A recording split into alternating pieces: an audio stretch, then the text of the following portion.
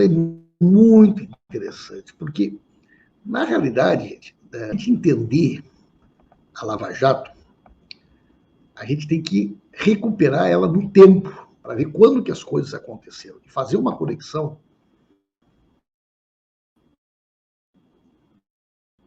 né, para você entender a maneira como funcionava a lógica, o raciocínio da Lava Jato, e a tentativa permanente de interferir no desfecho da vida política do país.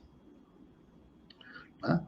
Eu vou mostrar para vocês aqui essa matéria que saiu no Conjuro hoje, para vocês entenderem o que eu quero falar. Né? Mas antes disso, eu vou pedir mais uma vez o pessoal que está no Facebook que puder ir para o YouTube, vá para o YouTube.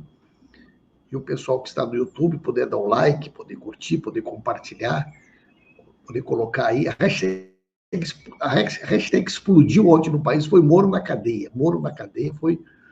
A hashtag explodiu no país ontem, depois da explicação furada, né, do Sérgio Moro, que não sabe dizer o que fazia nessa empresa, que não sabe dizer por que todas as empresas atingidas pela Lava Jato resolveram contratar a Alvarez e Marchal, o que, na minha tese, na minha opinião, só reforça, né, a minha certeza de que o Moro, na realidade, recebeu por serviços prestados na época das delações, na época dos acordos firmados entre essas empresas, os seus advogados e a Operação Lava Jato.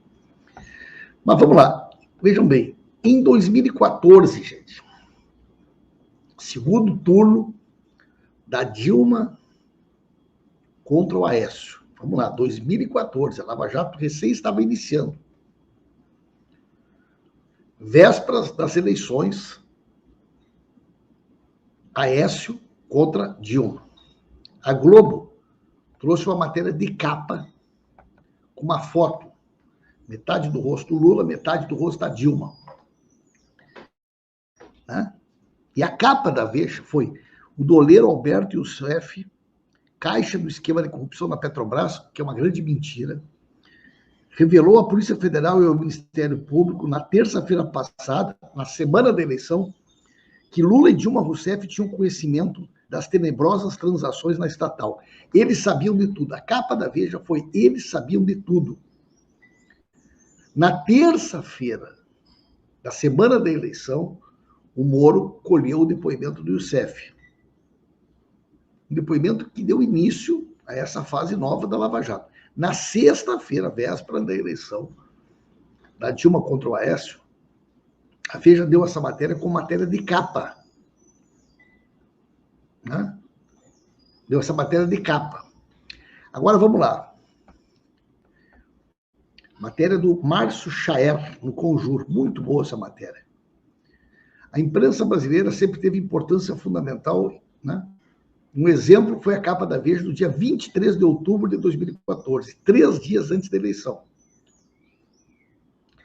O segundo turno caiu num domingo. Na véspera, a notícia bombástica, espalhada em outdoors erguidos em todo o Brasil. Vocês lembram que tudo que era banca de revista tinha essa capa? Doleiro Alberto Youssef, caixa do esquema de corrupção da Petrobras, que é uma mentira, revelou à Polícia Federal e ao Ministério Público Federal, na terça, entre o primeiro e o segundo turno, que Dilma e Lula sabiam das tenebrosas transações da estatal. Eles sabiam de tudo, era a manchete. Né? Dilma ganhou igual. Venceu aquela disputa com o Aécio, mesmo com tudo que eles fizeram contra. Agora, aqui você pode observar o seguinte: entre o primeiro e o segundo turno, na terça-feira, eles forjaram um depoimento do Youssef para viabilizar uma capa da revista Veja que tentasse garantir a vitória do Aécio. Garantir a vitória do Aécio. Vejam que era tudo pensado, cada fato, né? Aí vejam bem, o tal do depoimento são 4 linhas. O próprio Moro comandou a audiência preliminar, sendo que o assunto era da esfera do Supremo Tribunal Federal. Tinha uma investigação que envolvia a presidente da República, era do STF. O próprio Moro comandou a audiência preliminar. Né? Segundo o Moro, ele garantiu para o Youssef que, caso a delação do Youssef não fosse homologada, ele concederia benefícios nos autos, como já tinha feito em outras negociações semelhantes com o próprio Youssef, como é o caso do Banestado. A produção deste momento da Lava Jato envolveu o delegado Márcio Anselmo, que depois foi o chefe da Lava Jato, e os procuradores Diogo Castor de Matos e Robson Pozzobon, com a direção de Sérgio Moro e Rodrigo Janot.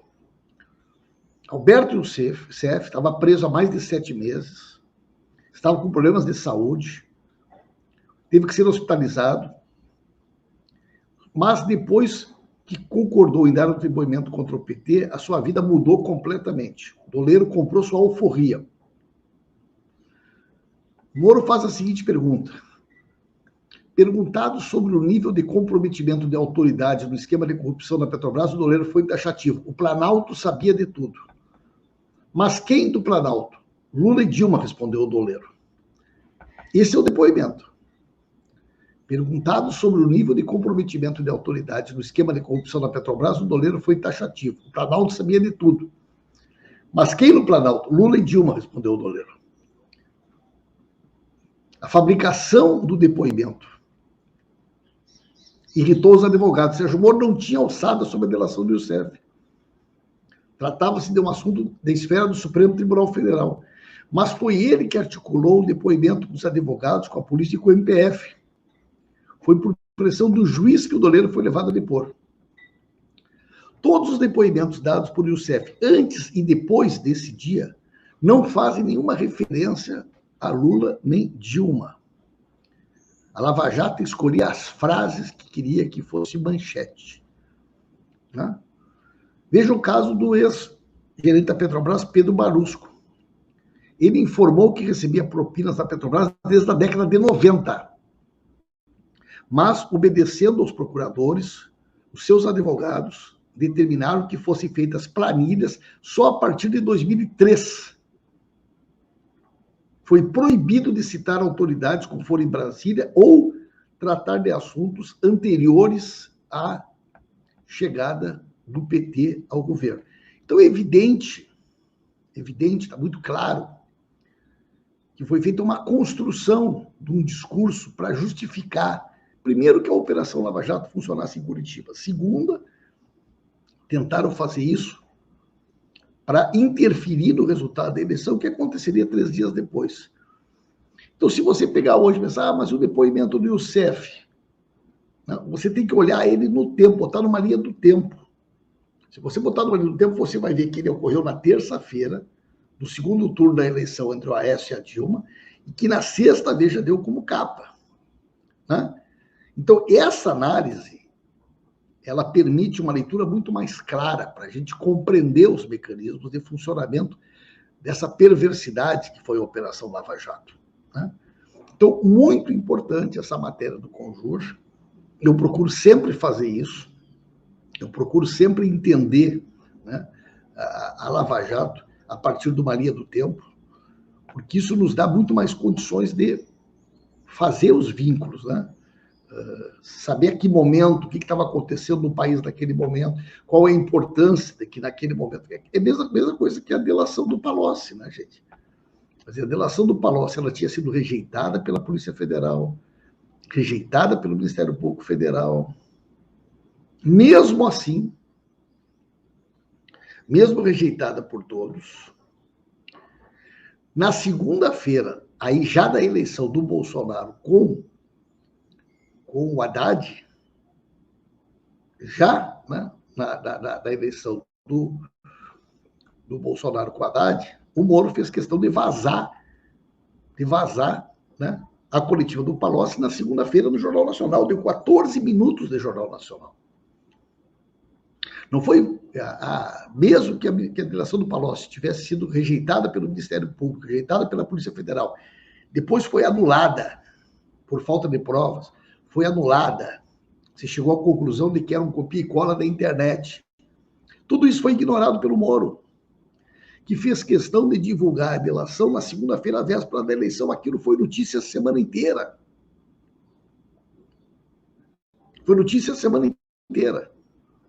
Hoje a gente sabe que o Sérgio Moro, quando fez, né, esse ato criminoso, quando ele vazou para o Jornal Nacional a fajuta delação do Palocci, ele já tinha sido procurado pelo Paulo Guedes. Ele já tinha sido, né, sondado pelo Paulo Guedes. Se o Bolsonaro ganhasse, ele aceitaria ser ministro da Justiça. Então ele liberou aquela delação sabendo que, se o Bolsonaro ganhasse, ele ia ser convidado para ser ministro da Justiça. Então ele não foi por acaso, né? Foi escolhido o dia, foi escolhido o momento, exatamente para poder interferir. Então vejam que a Lava Jato sempre foi pensado dentro desse cenário, dos desdobramentos, das movimentações, né, da política no nosso país. Então fiz questão de trazer essas reflexões para vocês, para que a gente juntos possamos cada vez mais compreender, estudar esses mecanismos. Eles não podem sair impunes disso. O Moro, Dallagnol, Carlos Fernando, Robson Pozzobon, Diogo Castor, Janot, ninguém dessa turma pode sair lesa, ninguém pode sair impune por tudo que eles fizeram contra a democracia, contra a economia brasileira, contra as nossas grandes empresas nacionais, né? Essa turma não pode sair impune, né? Eles precisam ser responsabilizados por todos os crimes que eles cometeram. Vou pedir mais uma vez para você que está no Facebook, se você puder ir no YouTube, vá para a nossa página do YouTube, do canal da Resistência. Nós queremos cada vez fortalecer mais o nosso canal do YouTube. Coloque a hashtag FarsaJato, né? Você que está no YouTube, se puder dar um like, dê um like para nós, né? Tenho feito muitas conversas só no YouTube. Por isso que é importante para nós que você esteja também no YouTube, né? Porque é uma rede que cresce muito, que facilita muito o nosso trabalho, e eu quero pedir que todos vocês, né, possam ir migrando, né, para o YouTube, para a gente cada vez mais fortalecer o canal da Resistência, certo? Moro na cadeia, hashtag estourou, Moro na cadeia. Você que não deu like, deu like. Você que ainda não me disse a cidade, diga a cidade. Beto Silva está em Torres. Diga a cidade de onde está nos acompanhando. E no decorrer do dia, a gente vai mantendo contato com vocês, vai conversando com vocês, trazendo sempre informações com opinião. E eu Globo, na Record, na Band, porque aqui é a opinião de alguém que tem compromisso com o nosso projeto, com a democracia, com a soberania, com o presidente Lula, com os direitos dos trabalhadores e das trabalhadoras, né? Essas são, né, os compromissos que o canal da Resistência tem, né? E para nós é muito importante, sempre é muito bom a presença de vocês aqui, de todos e todas que fortalecem esse espaço e que transformaram o canal da Resistência numa ferramenta política importante de luta desse país. Esse espaço digital é um espaço de luta e de resistência. E é por isso que vocês todos são muito bem-vindos, são muito bem-vindas, e sem a presença de vocês aqui, não teria sentido, né, esse espaço que a gente construiu. Vera Lúcia, que também está em Torres. Bom dia, Ronaldo. Do Bolsonaro. O Ronaldo está perguntando aqui como é que vai ficar o negócio do Bolsonaro. Do Ronaldo Adriano, lá do Ceará. Bom dia, amigão. Como você acha que vai ficar essa palhaçada do Bolso depois de arregar do depoimento? Obrigado. Ele é ou sempre foi um cagão? Que ele sempre foi um cagão, a gente já sabe, né? Agora, ele está provocando o Alexandre de Moraes, ele está provocando o STF. A imprensa hoje está especulando sobre isso, como é que o STF vai reagir. Ele tinha um prazo até ontem para depor, não compareceu no depoimento. Ele cometeu um crime, ele pediu um prazo de 60 dias, esse prazo se encerrava ontem. Então, desde dezembro, tentando ouvir ele, e ele sucessivamente pedindo adiamento, adiando. Aí, em dezembro, ele pediu 60 dias, confirmou o depoimento. Quando chegou no dia do depoimento, a semana do depoimento, ele tentou fugir de novo. O Alexandre de Moraes não aceitou e manteve o depoimento. Ele está desde dezembro fugindo desse depoimento. Agora, qual vai ser o próximo passo do Alexandre de Moraes? Há uma expectativa, né? Está na capa aí de todos os jornais hoje. Qual será a reação do Supremo Tribunal Federal diante de mais um crime cometido pelo Bolsonaro? Na medida em que não há previsão, né? E vamos lá, ele é investigado, ele pode até comparecer e ficar em silêncio, porque ele está sendo investigado pelo crime que ele cometeu, mas ele não pode fugir do depoimento. Mesmo sendo presidente da República, não há previsão legal que num inquérito dessa natureza ele possa simplesmente não depor. Ele chegou a dizer, eu abro mão de depor. Como é que tu vai abrir mão de depor se tu é investigado? Não é tu que decide, Bolsonaro, se tu vai depor ou não, tu não é testemunha, tu é investigado por um crime. Né? Você não pode faltar um depoimento, você não pode mentir para a justiça, você está há muitos meses tentando fugir desse depoimento. Agora, o prazo se esgotou, o Alexandre de Moraes está com uma batata quente na mão, né? Porque o que ele vai fazer agora? Vai mandar trazer o Bolsonaro? Vai mandar conduzir o Bolsonaro? Será que é isso que o Bolsonaro quer? Né? Ser tratado como uma vítima, criar uma crise institucional? O que está por trás dessa atitude do Bolsonaro? Boa coisa não é. Boa coisa não é, né? Se fosse qualquer outra pessoa, a Ângela tem razão, qualquer outra pessoa teria sido levada, né? Aliás, se fosse no padrão Lava Jato, já tinham feito busca e apreensão, já tinham feito tudo que é necessário para garantir o depoimento dele e dos filhos, né? E do próprio Moro. Se o Moro fosse o juiz do Moro, o Moro já estava na cadeia.